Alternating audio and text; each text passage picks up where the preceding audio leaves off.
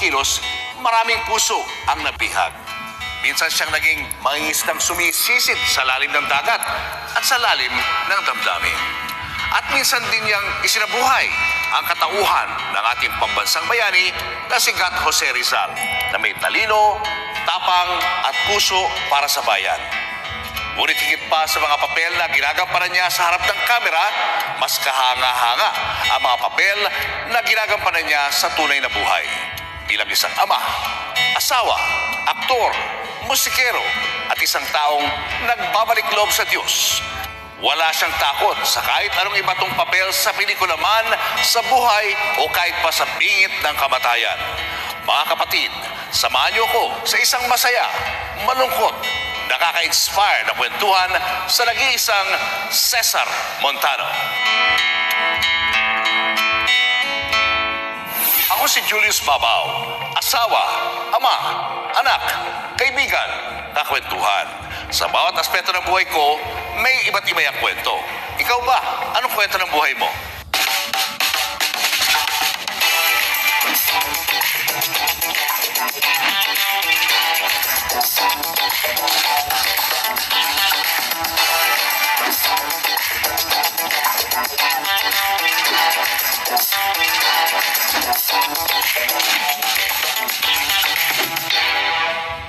Kasama na natin ang ating idol, Cesar Buboy Montano. Thank you. Sir, Buboy. Thank you, sir. It's an honor to be here dito sa Julius Babaw Unplugged. O, kamusta ka na? How are you? Ito, okay. Anong pinagkakabalahan mo ngayon? Well, busy sa pagpipinta ngayon. Meron kang point sa buhay mo na parang nakaranas ka rin ng ano? Parang mga problema? Death. Paano? As in death. Talagang COVID. I was dead. Yeah, hindi ako naniniwala sa COVID eh. Oo. Tumatakbo po ako, nagbabike ako. So, ang lakas ko po noon. Ang lakas ko, nagbaboxing ako, everything. And eagle eye ako sa kinakain ko. I watch what I eat. And then, biglang, dinapuan ako, hindi ako makapaniwala. Sabi ko, gagaling ako mabilis lang. Ito yung unang beses na may COVID. Hindi. Ito na yung... Delta. Delta. Ito yung pinakamalakas.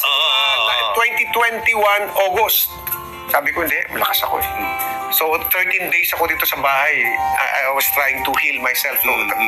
Nagsa-self-medication ako. Hanggang nag-collapse na ako. Wala na. Wala na si Buboy nun. Ano pakiramdam mo bago ka mag-collapse? Wala na akong hangin. Hindi ka pahinga? Oo, siyempre kasi ano po yun eh. Oo, sa lungs yun eh. COVID, lungs. Oo, lungs. Ano yan eh. Pneumonia, kamamatay mo dyan eh. So, wala na akong hangin. Talagang nag-pass out na ako. Then, God gave me another life. Ginising ko. Alam mo, parang, alam mo yun yung computer, inano mo, nireboot mo. Biglang, wala akong recollection for few seconds. Wala akong recollection. Nag-pass out ka at hindi ka umalis sa bahay. Nasa CR ako, nag-pass out. Bumagsak ako doon sa Sinugod ka pa sa ospital? Lalagyan ng maraming damit. Maruruming damit. Biglang pagbangon ko, hindi ko kilala kung sino ako, ano ako, nasaan, ano. Dahan-dahan lang bumabalik. Biglang, tinignan nila ako. Sabi niya, dalhin na natin sa ospital. Ayun. Kasi may bilin ako eh. Kahit anong mangyari, huwag niyo ako dadalhin sa ospital. Kasi hindi ka rin naniniwala sa COVID, gano'n ba yun? O... Kaya naniniwala ako, kaya kong pagalingin ng sarili. Kasi malakas ako. Confident ka masyado. Overconfidence. Kaya po marami namatay na ganyan. Na overconfidence. Hindi nagpa-hospital pero too late na. Ako parang gano'n na halos gano'n. Almost. Ano na ako, candidate na ako for intubation eh. So pag nag-pass out ka, pag gising mo, medyo hirap ka pa rin huminga. Ako, yun pa rin. Yun pa rin. Worse. Dahan-dahan. So nung nakita lang worse na ako, tinala ako sa ospital. Ano nangyari doon? Wala akong room. Walang room na, wala kang telephone, di ba? Hintay.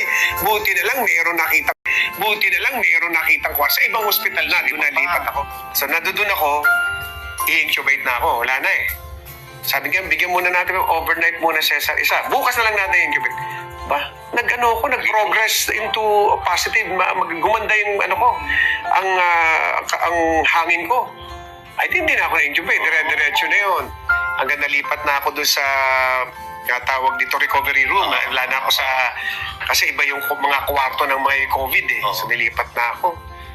Hanggang doon, naka 18 days din ako doon. Pero, alam niyo po ba na maraming namatay during recovery? Kasi ako, katulad ko, bilateral lang aking para sa lungs eh.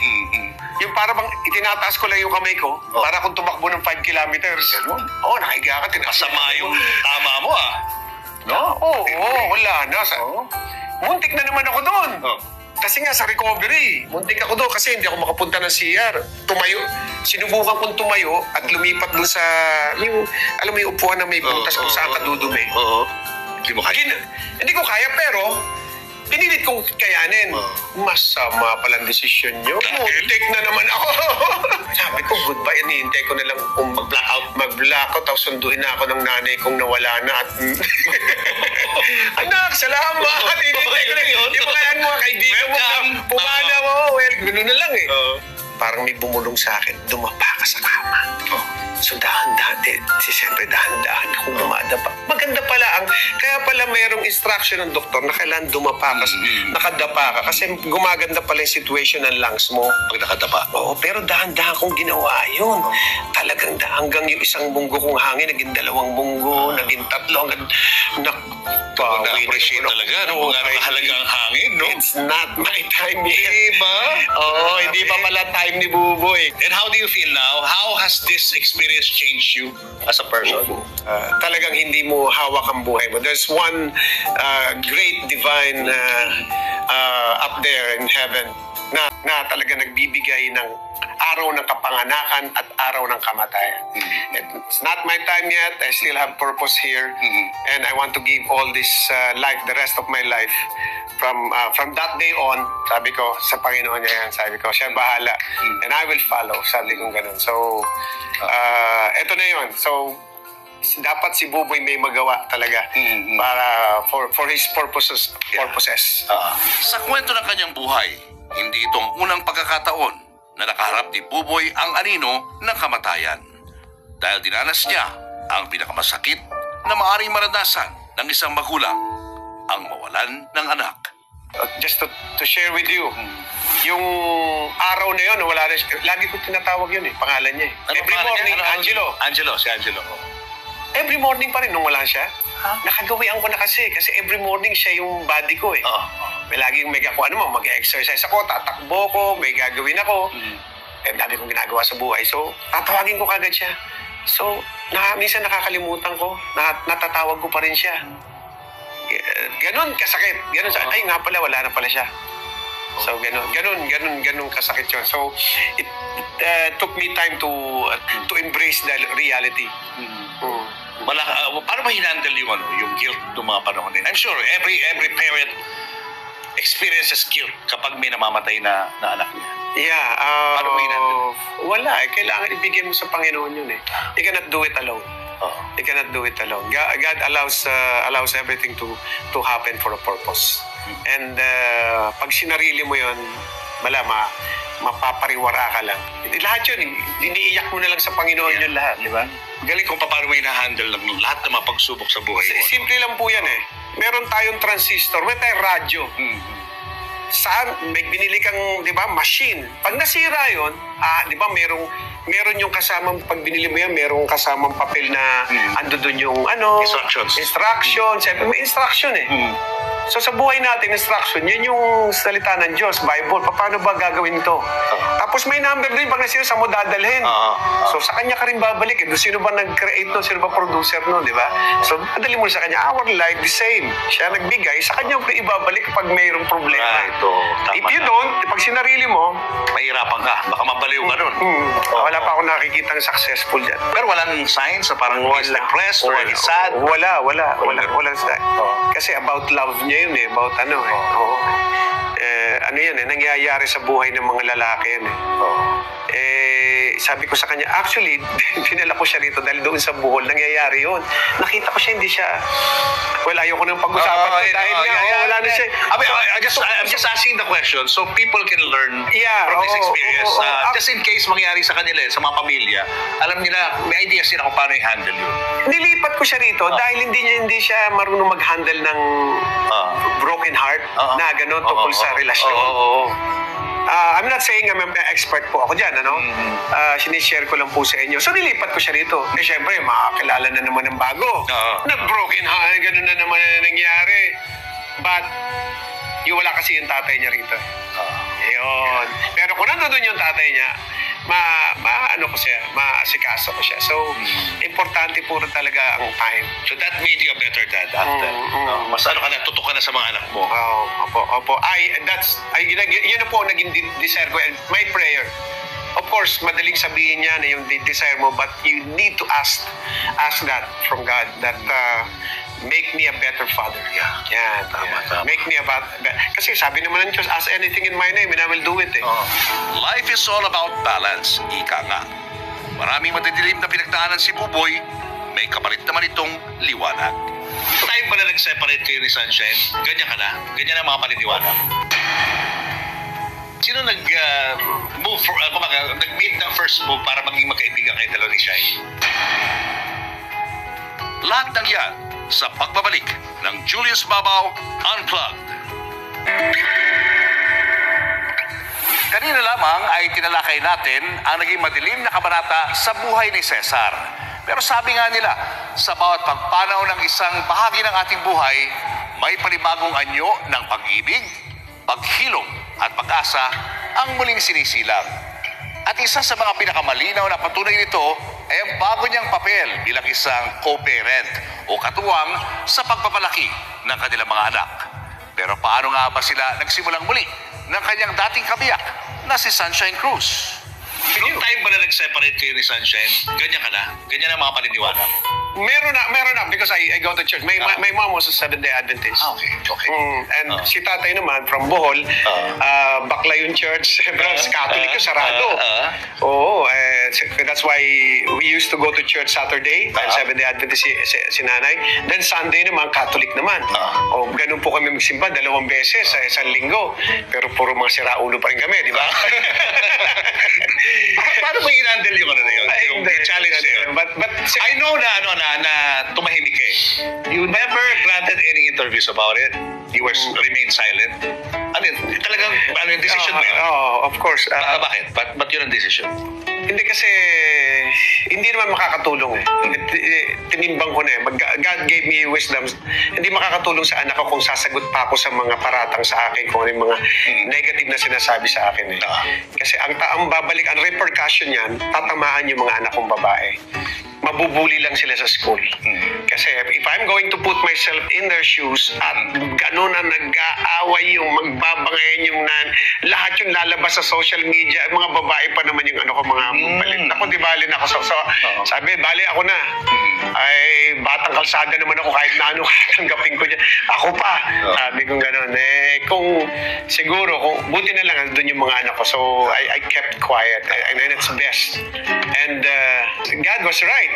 Nung binigay sa akin yung wisdom niya, mo kami ngayon, magkaibigan kami. Oo, paano nangyari yun? I don't know. Pero alam ko, walang imposible sa Diyos. So, hindi, pero ano yung first, sino nag-move nag-made ng first move para maging magkaibigan kayo dalawa ni Shine? Bigla na lang nangyari. I attended the birthday of our daughter. So, doon kami dalawa, present kami, nagkukwento kami, nagpa-picture na kami. Yung first, unang encounter niyo, paano? Parang, hello! Ano ba siya? May boyfriend din siya, no? Ikaw, may girlfriend ka na rin. Girlfriend ako doon. So, okay. Yun naman ang ano ko eh. Yun naman ang puso ko from the start na maging maayos kami. And how did that make you feel? Na okay kayong dalawa? Naging... Of course. First step to friendship. Of course, grateful ako sa Panginoon. Grateful ako. Because alam ko siya nagtugma-tugma lahat ng mga bagay na yun eh. At mangyayari. Yun ang promise niya naman. And since then, lagi na kayo nag-uusap? Lagi naman. As friends, ka-text. as co-parents. Lagi kami mag-uusap. Nakakatuwa pa nga. Ito po. Sa Julius Babaw lang to. Nangailangan ako ng ano. Siya na, sasabihin ko na. Nangailangan ako ng tawag dito ng copy ng aming annulment. Wala akong kopya. So, hanap ako tagal. Isang araw ko naghahanap. Kailangan ko na kasi may inaayos akong lupa eh. So, kailangan ko ng copy ng anak. Kasi nasa pangalan namin yung ano eh. Kailangan ko ng copy. Si Sunshine may copy. Pwede nga copy. Wala na sa aming awkward. Wala na. Pero copy. Wala. Sige, padadalang kita. Pinulo na sa akin. Pwede. Yun pala copy ng annulment ngayon. ano na, marriage contract pala yun, tapos may annotation. Okay. Oo, so yun, pinadala sa... O sabi niya, kuha ka pag kailangan ng original, kuha ka sa PSA. Pero alam mo, depende rin sa gravity of yung reasons kung bakit sila naghiwalay. Di ba? Minsan gano'n eh. Parang, ano ba, baka sa inyo, pwedeng pag-usapan, pero sa ibang tao, parang medyo talagang may betrayal, may, kumbaga, disappointment na sobra-sobra. Di ba? Baka may gano'n eh. Sa amin, may ganun din. May ganun din. Oo, Ano gusto mong ikwento? masaliw. Gusto niyo po ikwento ko? Anong pakiramdam mo nang nalaman mong sila na ni Atong Ang? Yan at marami pang revelasyon sa pagbabalik ng Julius Babaw Unplugged. Nagustuhan niyo ba ang mga binita namin mga kwento today? Para sa mas kompletong watching experience, bisitahin niyo ang aming mga YouTube channel, Julius Babaw Unplugged at Christine Babaw's channel. Good. Sabi nga nila, ang tunay na maturity ay nakikita kapag kaya mo nang tanggapin ng may ngiti ang mga bagay na hindi tipikal na nangyayari sa buhay. Tulad na lamang ng bagong relasyon ng babaeng dati mong minahal. Anong pakiramdam mo nang nalaman mong sila na ni Atong Ang? Anong feeling mo ron? Nabuo ko tuloy yung ano eh. Yung tula na ano eh. Ano tula? Anong tula? Ang sunshine, bow. Oh. Tawa siya ng tawa nung sinabi ko sa kanya. Kaya bago ka tumula, ang sunshine, bow. Ayun. Oo. So, Yung nung hindi pa naman na ikukwento yun. Pero nakikita ko naman maligaya siya. For a friend, di ba siya, kaibigan kami. Kapag nakita niyo pong masaya ang inyong kaibigan, hindi ba kayo magiging masaya? Dapat maging masaya din kayo. So as long as she's happy and I can see that she's happy, I'm so happy for her.